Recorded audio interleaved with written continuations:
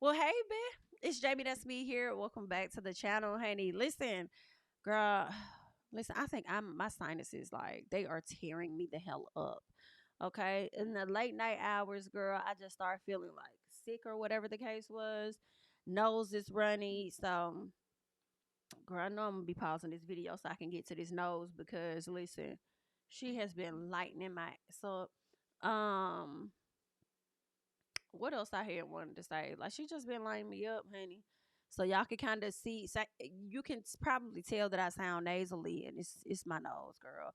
I did take me some Benadryl. I feel a little better, but I am gonna take me some more later, and I'm gonna try to like get me another nap in, get me some more rest, because I definitely need it.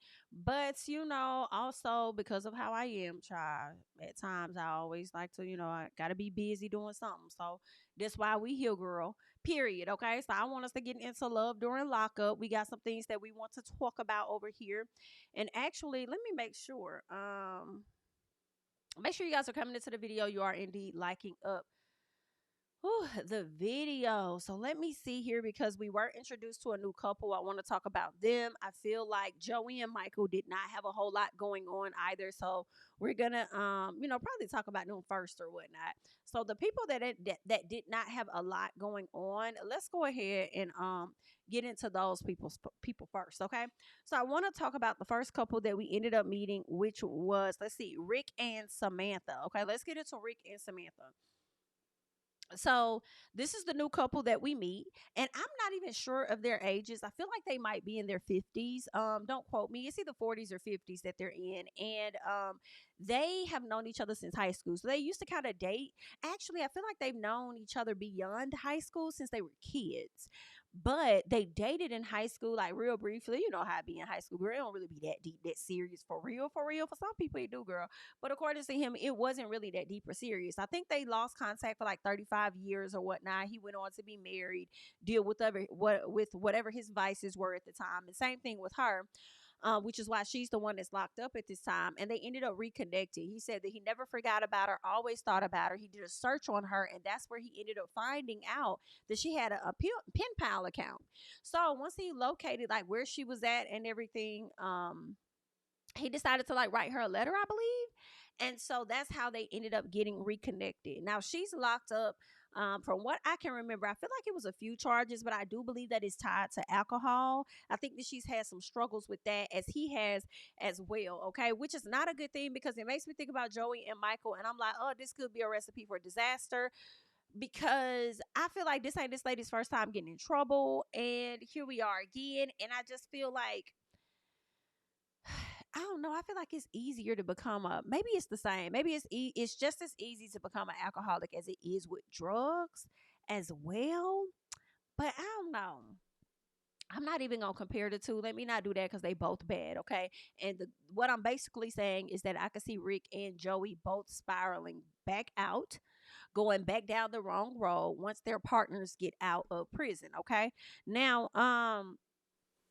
let me see what else. So what we learned, he doesn't have any children, but he sees his nieces as his children, and that's not an uncommon thing. Okay, some people are very close with their uncles and aunts, right? So he has them out there shopping with him. He's looking for some nice attire. I guess he wants to have something nice when he goes to pick up Samantha from the prison. And so he ends up, first of all, Samantha calls, she meets the nieces or whatever. Come to find out, one of the nieces is a correctional officer. So she's already on guard. Like, wait a minute, I don't know how this situation is going to work for you because I've seen this a lot in the prisons because I read their mail. And girl, with her nose ass, girl, this is exactly what I will be over there doing too, girl. I'll be over there reading it down. She's all in their business, okay? Because that's what they're supposed to do. They're supposed to read the letters and all of that and see what's going on. And that's when she's learning that this person is with this person, but also don't know that person A is over here messing around with person D and got a person C on the side. So it's a whole lot going on, okay? And because she has seen it all, she's a bit concerned. And she just like, I just don't want you to get played. So she get a little misty eyed. Of course, it resulted in him getting misty eyed as well. And I said, Lord, please don't let this lady, please don't let Samantha play Mr. Rick. Okay, but sometimes I be feeling like that's what y'all get because y'all be fools. Y'all be fools. Y'all be yearning for love so much that you sit up there and blatantly let people take advantage of you. And I feel like a lot of y'all be blinded on purpose. I hope that this is not Rick's story because you could tell he really does genuinely care about Samantha. I just hope that she feels the same way in my personal, okay? Now, what we also learn is the fact that he has a trust child. Because he ain't got no kids, he does have a trust, and that trust is set up for Sam. It sounds like he was saying it's set up for Sam, and he wants to be able to give her money so that she'll be able to pay for different things at the commissary or wherever she may go. She'll have access to funds or whatever while she's in prison. So he set that up, a trust or whatever. I guess he pulls that money out for her, whatever the case is. And of course the nieces is on the fence, girl, and I'm on the fence about it too. He doesn't see a big issue with this because he is planning on marrying this woman. He is planning on marrying this woman, and he according to how it sounds, he may have already proposed to her, and it's already going down. It may be a clear understanding that that is the route that they are going to take. So I definitely hope that in the end it works out for Rick and Samantha, okay? Because this right here is a different type of spin in the block, okay? All right, now it was cute with Nelly and Ashanti, and they would have been separated for about 10 years or whatever. Then they spun the block. Baby, y'all ain't seen each other in 35. Or this is a different type of spin the block over here. But we gonna see how it plays out for y'all, okay? Good luck. All right, let's go ahead and move on from Rick and Samantha. And next up, I do want to get into Joey and Michael. Okay, y'all, I really like Joey. I don't. Joey just seems like he is just such a sweetheart, a genuine person. I mean, just basically what we see on the television screen. I don't know, but I really like Joey. Joey seems like he's in this place where he just really does not want to relapse. He doesn't want to go down the wrong road, but he cares a lot about Michael, and he wants to give him the chances he would want others to give himself. Okay. And I'm just like, Joey, you deserve so much better. And I could tell you right now, just looking at Michael, like you just deserve so much better. I think Michael has a desire and wants to do better, but he has his demons, is what I feel. And it's just very hard for him to stay on the straight and narrow. This man has been messing up majority of his life, most of his life living is what it's giving.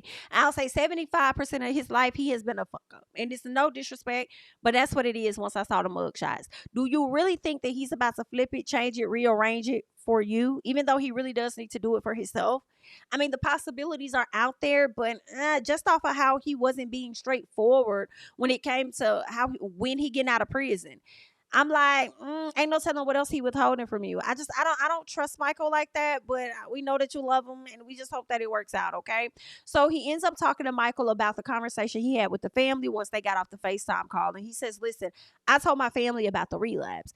And he's like, "Why would you do that?" I'm like, "No, why would you tell him that you told them about the relapse like it came out your mouth?" And so when he said, my sister said it, I said, "Thank you." Okay, be clear. The sister was the one that put it out there, so I had no choice but to respond to it and confirm. Okay, clarify and confirm that it happened. Okay, of course they know that you were around at the time that that happened or whatever, and so Michael is thinking that they may be blaming him. You ain't lying. That is exactly what they are thinking, and you may have had something to do with that. I would believe that you did, okay? Which is the reason why Joey is more concerned now. Like, once he gets out, like, am I going to do this again? Like, I don't want to go down that road. It might end up being a decision where I have to walk away from him. Joey, baby, it really will be better if you walk away from him now than later, because I don't know if you're really going to have the strength to walk away. I think that you are going to use the years and the times that you guys have spent together as an excuse for you to stay longer and all of that. You're also going to feel like he has nobody, so you're feeling obligated to stay in there and hang in there with him. I don't want that for you. And if that's the case, if you are going to kick it with Michael, baby, you need to go out and hang with other motherfuckers, period. Because let me tell you something, Michael is getting it in that prison, and you ain't finna tell me shit different. He just told you on the last episode, listen, I'll stop if you're stopping.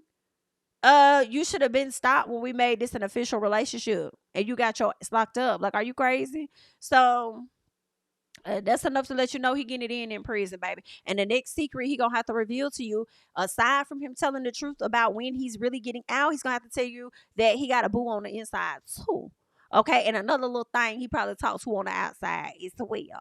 But anywho, so Michael says that he when it comes to his release date, because of course Joey asks about that, when are you going to be released or whatever, he says in 3 months I'll go before the pre-board. Once I go before the pre-board, they're supposed to let me know what my chances are looking like to actually get parole. Okay, and they could possibly say, okay, great, you could be paroled in 6 months, you're doing good, we'll let you out at the 6 month mark, whatever. Or they could say, hey, we don't have enough record on you to show that you're doing better or you're progressing, so therefore you're going to stay in for another year or whatever. Then they come to us with a video to show us that Michael said, I've been holding something from him and basically I could be here for another 6 years. I don't know if y'all noticed, but Michael had grew a damn mustache by then. And not just a little piece of a little fuzz, like he grew a full on mustache, which leads me to believe that when they talked to got that video from Michael, it's a recent one. Michael X is still locked up to this day. And Joey never really got the answers that he thought he was gonna get, and he still got the runaround, in my personal. So yeah, you thought he probably was gonna get out in them 6 months, and in 6 months they gave him that interview and he got a full blown ass mustache, girl, and he's still there. We hate it for you. All right. Joey did say that Michael hasn't been really straightforward when it comes to that. He'll tell him one thing and then turn around and tell him another and this and that. And then Michael tried to split gaslight him on the phone. Like, I feel like you're asking questions that you already know the answer to, and this, that, and the other. Like, he don't know the answers. And then you turn around and you get on camera and you say, I've been keeping it from him, and I say, and then you tell us that, oh, I could be in here for another 6 years. You playing on that man top. If you playing about some time, girl. But this what you want, Joey. So good luck. Okay, look, girl, let's go. Let's get the hell up out of here. Let me see who else I want to talk about real quickly. You know what? Let's go ahead and get into Shanta. Okay. I want to get into Shanta, or Shantae and True. So let's talk about them. So of course she is a great cook and she wants to get into the restaurant business, right? And he is not a great cook, but he wants to assist her in getting her dreams up off the ground, right? I think that's a great thing, to be a supportive mate, but at the same time, I am concerned because I'm like, baby, what is your focus? What are your goals for yourself? Okay, tell me. So now he's decided to, I guess, show the initiative and take him some classes, some cooking classes. Don't know how to cook, but you want to run a restaurant. I get it. I feel like a lot of people may do that. So you learn how to cook in prison. And first of all, I was a little shook that y'all was getting some of the stuff that y'all was getting, squid and all of this in prison, mozzarella and cheese. Girl, I don't know why I be thinking y'all stuff be coming in boxes, boxed as lunches that just need to melt. You know what I'm saying? Melt from being frozen. Then they just give y'all some shit. But it's the fact that you over there actually taking a cooking class in prison. Oh, okay then, girl. I hate to say it, girl. Over here during the pandemic and this high ass increase of cost of living and shit, baby, prisoners seem to be, especially the federal ones, are living way better than us on the outside, bitch. Okay, y'all might wake up and see the same folks every day, but hell, a lot of us wake up and do the same shit every day and still be underwater with the finances. Meanwhile, y'all over there living rent free. Okay, but I don't know, because there was another topic that I saw swarming around on Twitter where people were saying that they were getting these bills for like hundreds of thousands of dollars because they were being charged for the time that they were being locked up, which is so crazy because a lot of corporations pour money into these prisons, and then y'all got the audacity to turn around and charge people for their stay in prison. And then it's been people that weren't even locked up in prison long. They may have been locked up for, like, I'm sorry, jail or whatever it was, maybe like 2 months, 6 months or whatever, and they getting these high ass bills. Girl, that right there is messy. And I may have to do a whole separate video on that because I may have to do a little deeper dive to find out what's really going on over there in that sector, baby. Okay, because we already got into the conservatorships. Remember, I talked about that. So then now when I think about this, I'm like, girl, I might need to tap over and see what's going on so we can talk about some things. But anywho, all in all, back to Shantae and True. So she's over there seeing a restaurant advisor. She's learning things. In the midst of her doing this, of course, True gives her a call. And he pretty much lets us know that she is the person that really does the cooking. So she'll be doing the cooking for the most part. But he's going to be the manager. And I said, bitch, what? You're going to be the manager? Okay. I'm not sure if I like this idea. Now, the restaurant advisor was pretty much telling her, because she ended up getting on the phone. He was like, how long did it take for you to see a return? She was like, oh, it took about 2 years. He's like, shoot, I hope I was like flipped in like a few months. That's what we're looking for, yada, yada, yada. So they're having a quick conversation, True and the advisor.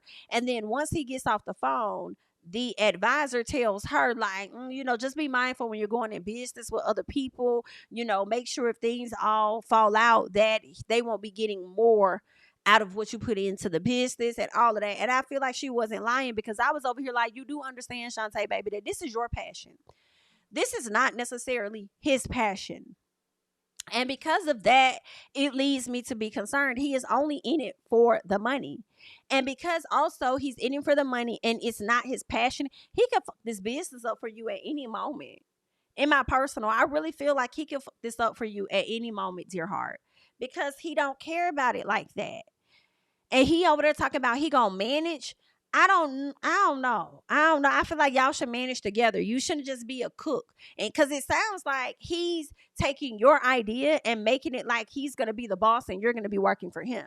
He's gonna be managing stuff and you're gonna be the cook. Like, no, this should be something that y'all gonna be doing hand in hand. He shouldn't be the one making all of the decisions about a position and a dream that was never his to begin with. So I don't think this is going to work out in my personal.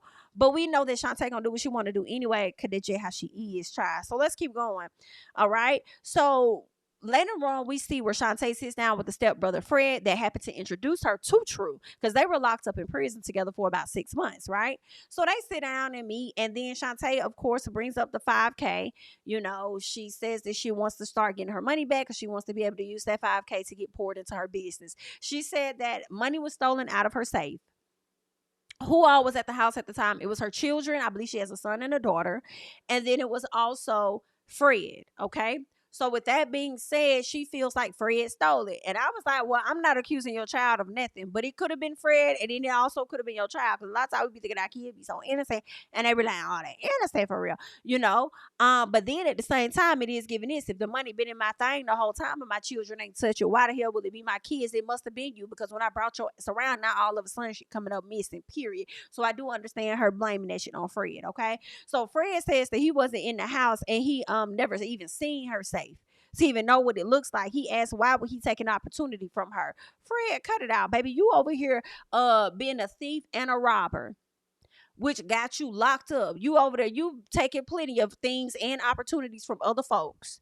Okay, so I'm sure your stepsister, not your biological sister, wouldn't be too much different. Okay, so of course True calls. And she's like, "Oh, I ain't doing nothing. I'm just sitting here with Fred, baby." Now listen, I was here for True on this, and y'all can feel away. True stepped in, baby, and he ain't waste no time. He was like, "What's up, Fred? Hey, look, you go." I don't even think he let Fred tell him how he was doing. Okay, I don't even think Fred got to say, "Oh, I'm good." He was like, "Hey, Fred, how you do? Listen, you gonna get her that money back that you took, baby?" It was like True was coming at him like, not only did she tell me you took it and I believe her, but I also know your kind, motherfucker, because I was on that same shit, motherfucker. So when you gonna give my girl her motherfucking money? Because see, she got things she trying to do. I said, now True, you might not be into the black women, honey, but I am into this moment of you checking the hell out of Fred and letting him know it's gonna be a piece of accountability when I come home, because your ass need to get her money. Okay, even though it was also a hidden agenda as well. You feel what I'm saying?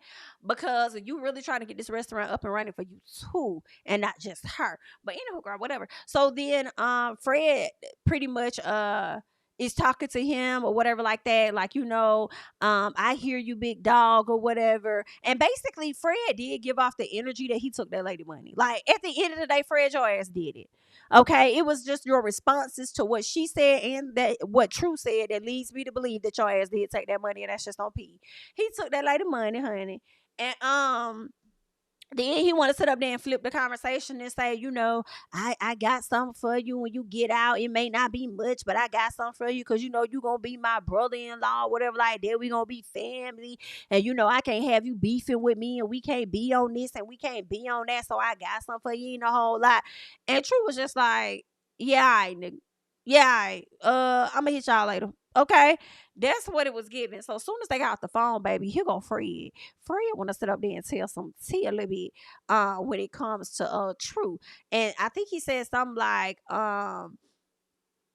oh, you don't know everything about him, or I hope you know what you get yourself into, or whatever. Basically, trying to plant these little seeds of doubts because he don't want to have to face True, is what it's really giving. Because why the fuck you ain't say that when she was trying to get to know him the first time, and why the fuck they been dating as long as they've been dating and got engaged and everything, and now all of a sudden you want to try and tell her some things about True. Let me tell you something, baby.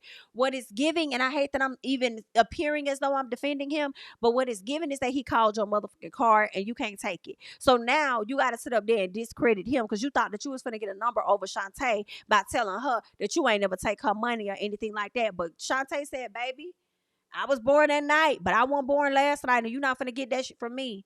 Okay, but you is finna run me my money. Period. Okay, so that's what it was giving. Fred is definitely a hater, and he couldn't take he couldn't take it that True checked the fuck out of him.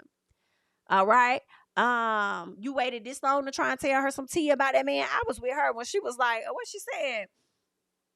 Why you ain't been say something? Why you ain't had been told me? I know that's right. And then he said, well, I know you don't go for no mess. You don't go for no mess. And then like that, he go laying it on thick, finessing and lying. I know you don't go for no mess like that. I ain't even expected to get this far. Shut your ass up. Because as you were seeing it get this far, you had plenty of time to continue to let her know the more they went along. So you ain't expected to get this far because you ain't expect him to check the hell out your ass. That's what that's giving. Understand. But either way, good luck. Let's go ahead and keep going.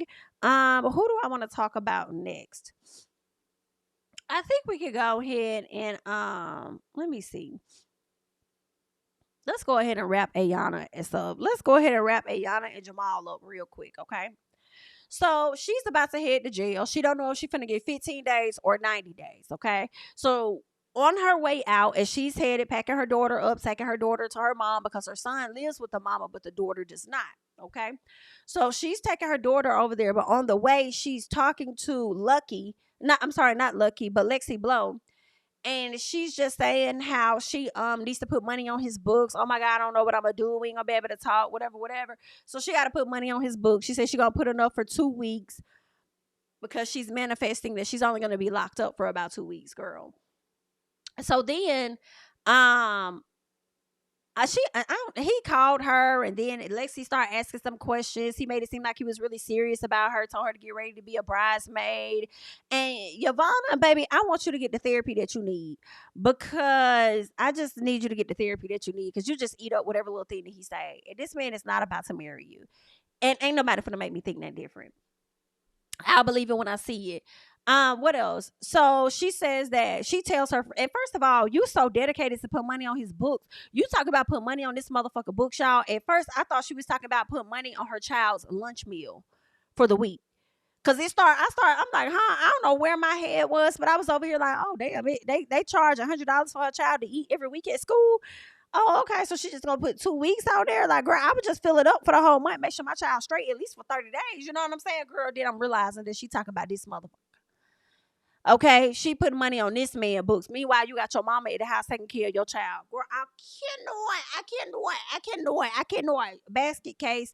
So I'm like, where is this nigga parents? Why they ain't doing shit for him then? Okay, they probably already know his kind and ain't finna do a goddamn anyway.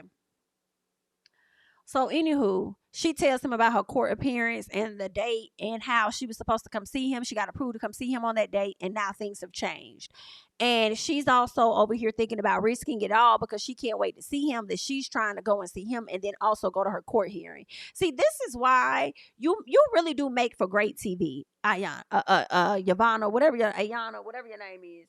Because you're stupid, and it's just like you make for great TV for people to drag the hell out of you on a consistent basis. It's a train wreck that you don't want to see, but you can't help but to continue to watch it at the same time. Like, these are your priorities not being in order. This is how you ended up here in the first place. Priorities not in order. And then you want to blame everybody else for your decisions that you make, and then you want to put your decisions off on other people. That's what I can't get with her at all. So she's willing to risk it all. And I said, bitch, I wish you would center your children the same way that you center this nikah. is what I wish you would do. Center your life around them kids the same way you centering your life around that nigga dropping $200 on his books. Girl, I cannot. So she done as they're on the way, she telling Lexi, like, hurry up, we gotta get to my mama's house. He about to FaceTime me in like 3 minutes. And Lexi looking at her like, girl, and I'm looking at her the same way. I'm like, girl, we see each other, bitch. So she talks about her court hearing when she gets there. She asks if he's going to yeah. So when she gets to the house, she says, "My mama be in your bathroom." She go upstairs to the bathroom. First of all, I do like, why are you all on the toilet? Hands all on the toilet. And it's like, girl, toilets. I don't care how much we clean them, they nasty. Period. Okay. Why is you all on the toilet? But you know what? I done seen this woman's house, so that says enough for me. But anyway, girl, you all on the toilet, leaning all on the toilet, hands all over the place, sticking out your tongue, want him to pull out his wangy. He not finna do that because, of course, he's behind bars and he's filming something. So you want him to get caught up and end up having to extend his time being in prison, fooling with you because you make stupid ass decisions. See, this is why whenever he does get out, if he is dating you, you make dumbass decisions, and that's going to likely be a reason why he don't fuck with you if he is trying to get his life all right. That will be some crazy shit. If Jamal came out of prison trying to make the right decision so that he does not end up back there, but you're the one that makes piss poor decisions that could lead him back to the same place, he gonna leave your ass. Okay, probably was gonna do that anyway. Okay, even if he ain't trying to make the right decisions. But that would be ironic to see for sure. So she over there showing her breast and pulling down her pants and showing her butt and all this and that. And you know what I hate for you, Ayana? You do not believe that you have more to offer but your body. Hence probably why you're a stripper, but amongst other reasons. But you leave with your body, and a lot of times them dudes come, they smash on you, they leave, and then you be wondering like, what?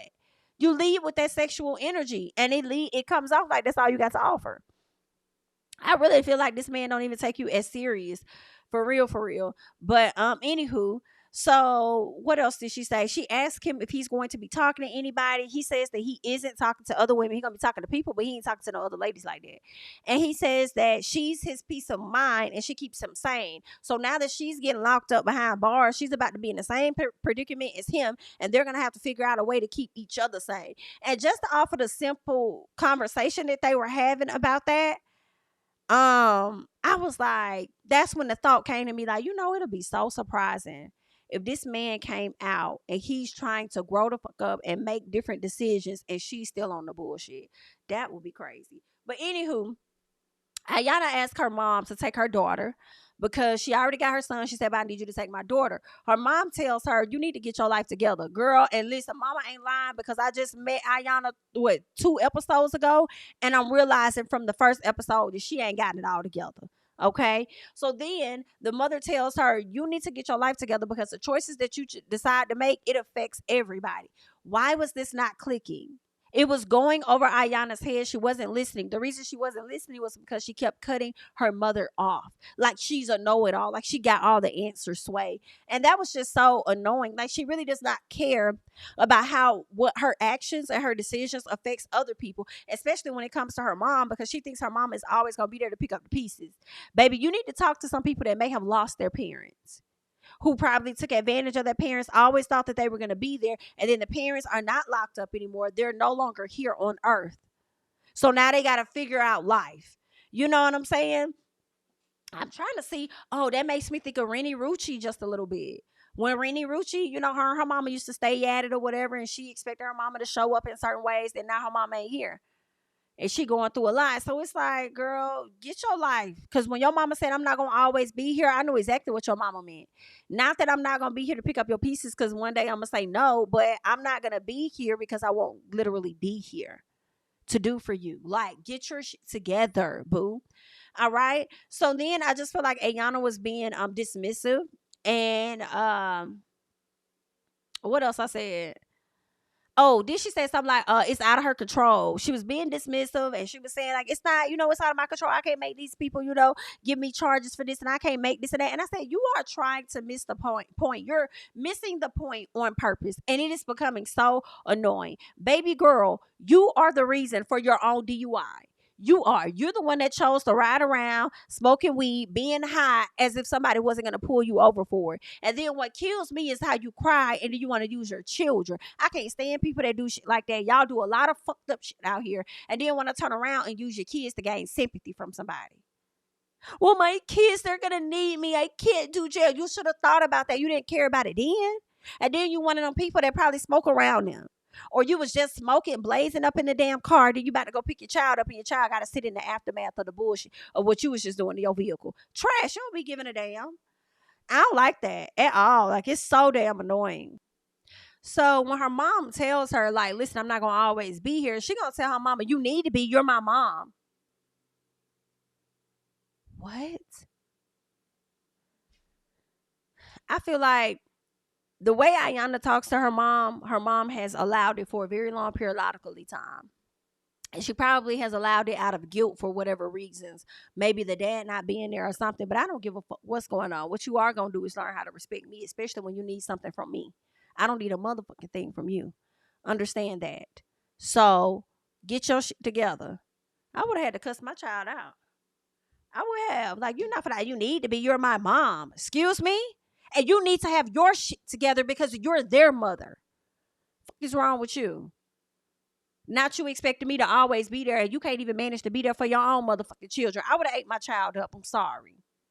Would have got ate the fuck up in that moment. Okay? I would have tried to be a little delicate, but, I would have gave it back. I probably wouldn't have been as angry and hostile, but I would have gave it back. For sure. Well, it just depends on the mood. You know what I'm saying? But anyway. So then her mama, then she says, mom says, I won't be here to pick up all your pieces. She said, yeah, that's what Jamal's coming home for.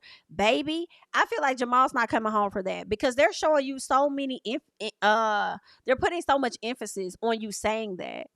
And that leads me to believe that he's not, that man not coming home to be there. That man trying to work through his own shit. Okay. And he might try. He might try to show up for you, but then he also might tap the hell out because he just can't deal. Who knows? Okay. Anywho, girl, good luck. Let's keep going. Okay. Let's go ahead and get to Tinie and Rob real quick because Tinie does sit down with the mama. Okay. And the mama brought up the ex. So Tinie got upset. She's getting ready to leave. The mama is begging her to come back and sit down. Let's have a conversation. Let's talk about it. Tinie's like, I don't know because you're being real disrespectful. And mama's like, well, no, sit down. Let's talk about it. Let me see how you're feeling so that I can understand and all this other shit, right? And I said, mama, you only doing that because the cameras are there and you want to make sure that you get enough camera time. That's what it was given to me. So Tinie sits down, talk to the mama. She starts getting emotional, start crying. The mama says, listen, we both got hurt, bottled up. Yeah, we do got hurt bottled up, but mama, I feel like your hurt is more so geared towards your son and you trying to put that shit off on me for whatever reason, and I don't know why. Okay, so then Tinie says you can feel how to what she says, I think she said you can feel how you want to feel or whatever. She says, but her and her kids have been the ones that's been up and down the road. Like, we the ones that's been up and down that road doing what we need to do. I'm the one that was petitioning for his early release because I felt like his time that he was given was a bit extensive. She was not lying because I brought that up probably like the first episode. I said, I'm sorry, armed robbery or whatever for 18 years. That's too damn long in my personal. Like a lot of cases need to be reevaluated. But I feel like the politicians too busy in there fucking up over people's money, not really trying to do anything but the bare minimum. So they don't give a damn about that. But anyway, let's keep going. They care more about shutting down damn TikTok. But let's go. So then she says, I'm the one that's always encouraging him. Like, when he don't want to fuck with you, when he don't want to talk to you, who's talking to him to talk to you? It's me. It's me. And don't ever forget it. It's me that's having those conversations, ma'am. Okay? So then Tinie says that, no, the mom said, well, you right. You did. Because, girl, basically the mama did not help her. And we don't believe that the mama even signed the documentation when it came to petitioning to get her son the hell out. Okay? You ain't trying to get your son from behind bars, right? Because of the extensive amount of time, but you want the son to give you money to help take care of you and stuff. But girl, okay. So then the mom says that, listen, I come from a effed up background. Tinie like, I came from an effed up background too. Now, we don't know what the mama came from. We don't know if she was out there doing drugs, prostitute. Like, we don't know what the mama had going on out there. Okay, she just said she came from a tough background. But what we do know is that Tinie's daughter's dad died when she was 1 year old, and then the other child's dad is just non-existent. Okay, but that's not really telling us the background that you came from. Okay, that's telling us your background as a single mom. But what else you got going on, Tinie? What else is it to you? Okay. So the mom says that she doesn't expect the kids to take care of her, but if you're in a better position, then at least try to help me out. Okay. I don't really fault her for that. I mean, if she wants a little help and the kids can help her, then cool. But it seems like he's helping, but obviously it's not good enough for you. Just like you said, the flowers that Tinie sent you wasn't good enough for you either. Because he give you 100, you're going to want a 75. Once you get to 75, you're going to tell him to round it out to a smooth 200 or whatever the case. And you probably going to keep asking for more. I feel like the reason Rob be falling off you is I think he might resent some stuff from his past when he was a child and things that may have happened. And I also feel like you might come off as though you're entitled in some fashion, and that may lead to some of y'all arguments as well. So I would love to get to the root and understanding as to why Rob and his mama always stay at it for the most part. You know what I'm saying? So much so that he had to request for her to send some damn money back. Okay. So that's pretty much how the conversation went when it came to Tinie and the mom and all of that. Um they had their small talk. Tinie just feels like I did a lot of stuff for him. So for you to throw another bitch up in my face, I don't appreciate that when you don't even know the half of what all I've done when it comes to y'all. Okay, so don't bring her up again. Let me tell you, they bleeping this girl's name out, but I feel like we gonna see this bitch at a later time. They probably gonna try and bring her in on the next season. We shall see. Okay, just to make it that much more messy. All right. What else happened?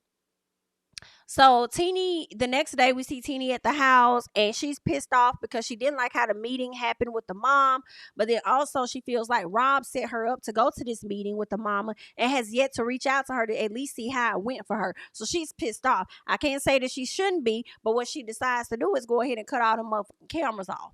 Okay? She said this is gonna get to him and this pisses him off. And I do feel like it's messed up for him to give her a call because he can't access her on camera. But you can sit up there and you call her because you can't access her on camera, but you don't call her to check on her to see how the shit went. When you know her and your mama don't have are on good terms, that it's not good. That would have pissed me the hell off too. Okay. So he calls, and that's also crazy because you're monitoring her 24/7. When somebody comes to the house, you don't mind asking who's over there. You don't mind telling kids to get their ass up off the sofa from eating food, but you can't check in with your wife through the cameras to see how she doing from that meetup with the mama. Interesting. Okay, so anywho, he calls, she tells him about the link up, says that it didn't go good, says the mama would rather he be with the other girl than her. And I said she didn't really say that, but maybe she insinuated that because the other girl looked out, but I don't think she really said that, but okay. So he met the he goes into the spiel about the ex. He lets us know that he met her on a dating app, okay? And they were dating for about 8 years. Not a dating app, a site, whatever, they dated for about 8 years. Then says that there was a little bit of overlap when it came to her and Tinie ended up stealing the show, therefore stealing his heart, and therefore he married her, okay?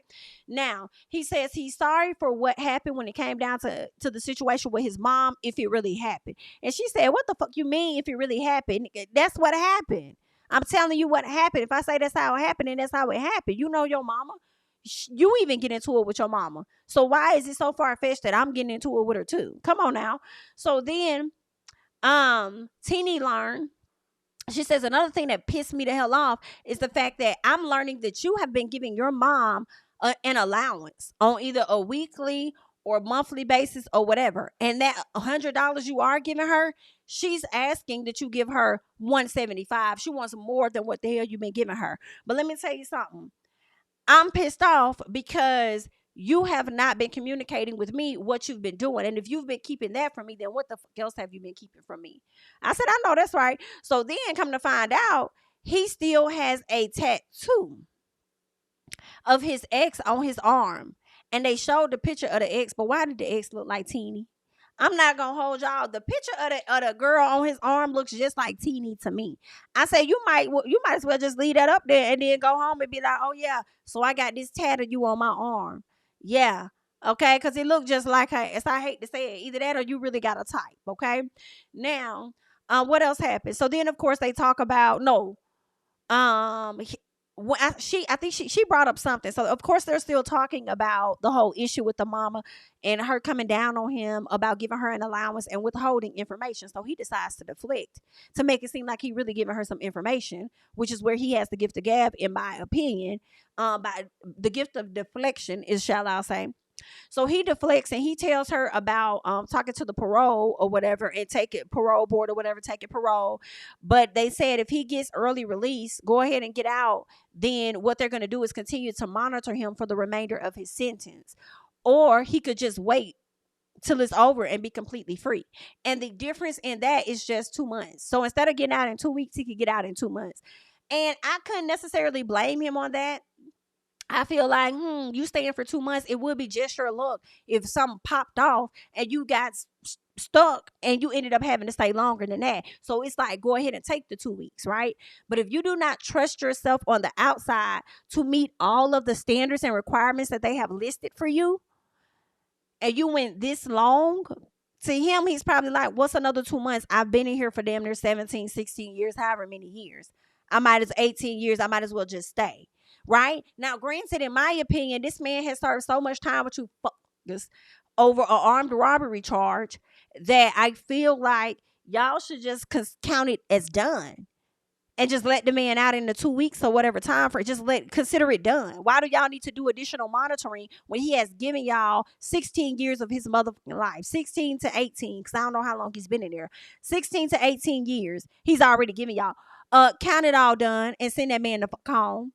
So I don't blame him in a sense for wanting to stay back and making sure when he walks out, he's a fully free man. You know, he knows how monitoring and things go on the inside, but may not know exactly how that goes on the outside. So, of course, this frustrates Tinie because she's looking at it like, oh my God, I have to spend another, 4 weeks or however many or 8 more weeks or whatever going up and down the road on the weekends when I was expecting to see you within 2 weeks. So now I got to do this a little longer. So I definitely understand her frustration, but he wasn't necessarily lying. And this is where he's good at that gab type shit, because when he said, I mean, you want to travel the world, you want to do you want to go hang out, you want to go do this or that, it's things that you want to do, but I can't do those things with you if I am confined to certain restrictions and getting approvals and doing this and that. I'd rather walk out being a completely free man, knowing I've served all my time and then I could just be with my family. So I understood him on that a bit. But then I also questioned how much monitoring were they going to do? Were they just going to monitor you for the next 2 months while you were out? Because y'all ain't finna take no trips in them 2 months. Y'all could have just took an L on them trips and you could have just got out. Right? So I questioned that, but at the same time, if you don't trust yourself on the outside, stay in there a little longer, bitch. Okay. But that's pretty much what's going on with them.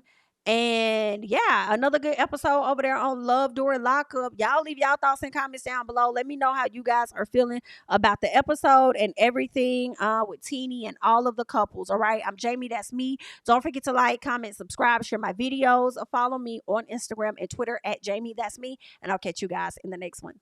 Bye-bye.